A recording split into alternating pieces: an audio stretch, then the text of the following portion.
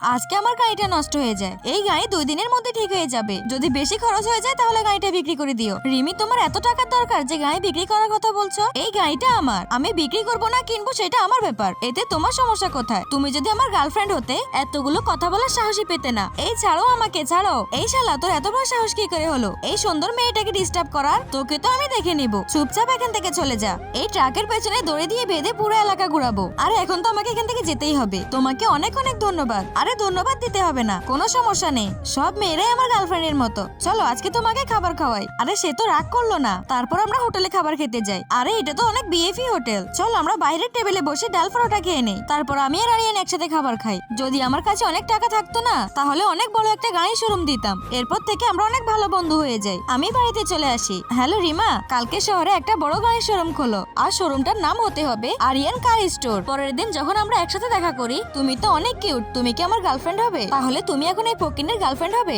এখন যদি তোকে একটা থাপ্পড় মারি, গান ছাড়া এখানে নাচতে শুরু করবি। কিন্তু আমি তো নাচতেই পারি না। আরে পাগল, তুমি জানো রিমি এই শহরের সব থেকে বড় কোম্পানির মালিক। বন্ধুরা, তোমরা কেউ ভিডিওতে লাইক সাবস্ক্রাইব করো না।